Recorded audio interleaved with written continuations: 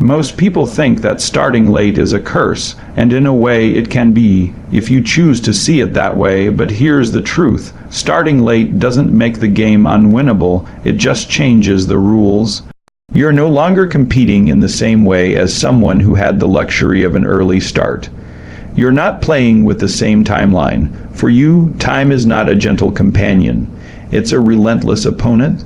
Every second that passes is either a small victory you've claimed or an inch you've lost. The problem is that most people who start late still operate like they have time. They move slow, they overthink.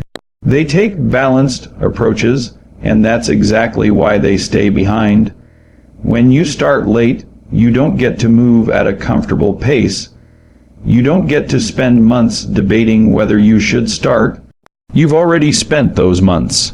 Now the clock is running, and the only thing that matters is closing the gap before the opportunity window narrows or disappears entirely. Think about it like this. If you and I are running a race and I started an hour before you, and the finish line is fixed, there's no amount of wishing or manifesting that's going to help you win. You have only two choices: run faster or quit. That's the reality for late starters. The pace you need to move at will feel extreme. It will feel uncomfortable. It will feel unsustainable at first. But here's the interesting part. The body and the mind adapt to intensity much faster than people think. What feels too much today becomes your new baseline tomorrow. That's the hidden advantage of starting late. You learn urgency as a permanent operating system. There's a psychological shift that happens when you truly accept that you're behind. You stop playing not to lose and you start playing to win. Those are very different mindsets. Playing not to lose makes you conservative. It makes you cautious. It makes you avoid risk. Playing to win forces you to make bolder moves because you know playing safe won't catch you up. You start saying yes to opportunities others pass on. You start pushing through fear because fear wastes time. You start cutting out anything that doesn't contribute to the result you want. And this is where most people fail. They intellectually understand they're behind, but emotionally they still cling to the comfort of thinking they have time. That's why you see people binge, watch shows for hours while talking about how they need to catch up in life. You can't reconcile those two realities. If you're behind, urgency must be the air you breathe. Every choice has to be filtered through a simple question. Does this close the gap, or does this widen it? There's also a deeper philosophical layer here. The truth is, no one is actually late in some universal sense. You're only late compared to a certain benchmark, a standard you've set based on other people's progress or your own potential. And that's a good thing, because it means being late is just another way of saying I have more to give and I'm not there yet. That's a powerful realization. It flips "I'm behind" from being a sentence of doom into being a call to action. You're not being punished, you're being challenged. Now, I'm not going to sugarcoat it. When you start late, the margin for error is razor thin. You can't afford extended trial and error cycles. You can't afford to spend 3 years figuring out something someone else learned in 3 months. This means you have to be smarter about how you learn, who you listen to, and where you invest your time. Every step needs to be intentional. Every hour has to pull double duty. That's the discipline of a late starter. But here's the thing most people miss. Because you have less time, you often make more progress in less time than those who started earlier. Why? Because necessity forces efficiency. Urgency kills procrastination. And when you combine necessity with focus, you create acceleration. That's why some people who started later in life go on to outperform the ones who had a head start. They've been forged under the pressure of time, and that pressure has made them sharper, faster, and more decisive. The reality is, you don't need a head start to win. You need a faster start now. You need the courage to stop pretending you have time. You need the willingness to make sacrifices others won't make because they don't feel the same urgency you do. You need to turn "I'm behind" into "I'm closing the gap" every single day. If you're starting late, remember this: you can't change when you began, but you can change how fast you move from here. Every day you choose to run at full speed, the finish line gets closer and the head start of others matters less and less. Time is either your enemy or your ally. Make it your ally by refusing to waste it. Because the truth is, the one who starts late only loses if they run at the same pace as everyone else. When you start late, you don't have the luxury of pacing yourself the way others do. The idea of balance in the beginning isn't realistic for you. It's a privilege reserved for people who already built momentum. If you've been sitting on the sidelines while others have been running laps, the moment you step onto the track, you can't jog. You have to sprint, and not just for a few minutes. You have to learn how to sustain a higher level of intensity for longer than feels comfortable. Most people will tell you to go at your own pace. And while that sounds nice, it's bad advice for someone who's behind. Your own pace is exactly what got you here. It's the pace of comfort, the pace of delay, the pace of someone who had time to spare. But that's no longer your reality. You need to compress years of effort into months. That means doubling down on what moves the needle, stripping away distractions, and abandoning the idea that you can have everything right now. Free time, comfort, ease, and still close the gap. The shift you have to make is from measured progress to accelerated progress . This doesn't mean being reckless, it means being decisive. You work longer hours, not because you're obsessed with grind culture, but because the math demands it. You put in twice the effort because you're trying to cover twice the distance in the same time frame. And you stop negotiating with yourself about what's reasonable. Reasonable is for people who already have the lead. You're operating in the unreasonable zone now. There's also a psychological effect that comes with pushing past your previous limits. At first, it feels like you're burning out, but in reality, you're expanding your capacity. Think about your first day at the gym. Maybe you could barely do a few push-ups, but if you trained consistently and pushed yourself each time, those push-ups would eventually feel easy. The same applies here. The hours, the intensity, the discipline that feel overwhelming at first will become your new baseline. And once that happens, you'll realize how much you were holding back before.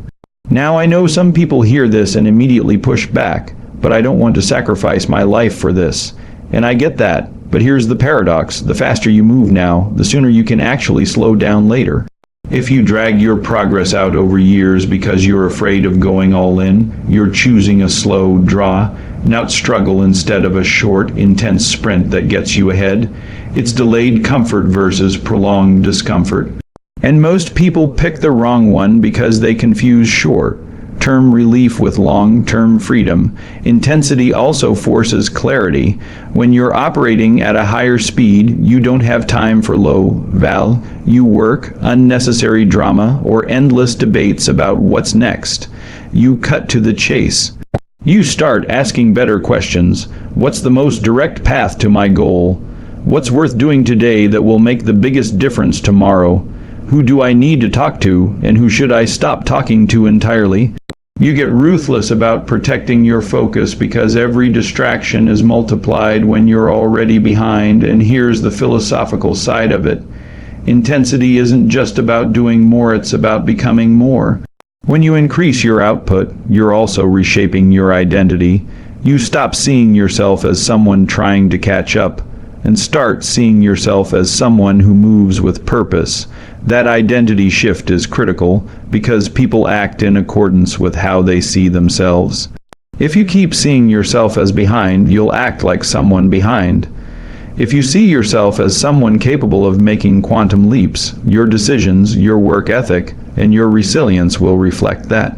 This stage is not about comfort, it's about transformation. It's about building the capacity to do in 1 year what others might take 5 to do. And once you've experienced that level of momentum, it becomes a skill you can deploy at will. You can decide at any point in your life to accelerate again. That's how people reinvent themselves at 30, 40, 50, and beyond. They learn how to summon the kind of intensity that makes time work for them instead of against them. Of course, there will be moments when you'll want to slow down, when you'll feel the pull of comfort trying to drag you back. That's when you have to remember, you're not just working hard for the sake of it. you're collapsing the distance between where you are and where you want to be. You're trading a season of extreme focus for a lifetime of options, and that's a trade worth making. The truth is, when you start late, intensity isn't optional. It's the only equalizer you have. Every day you choose to match the pace of those who started before you is another day you confirm your disadvantage. Every day you operate at twice the intensity is another day you shrink it. Because in the race of life, you can't control when you start, but you can always control how hard you run. When you're behind, the temptation is to think the only solution is to work harder. And yes, hard work matters, it's non-negotiable, but if you're only relying on brute force, you're going to burn out before you catch up.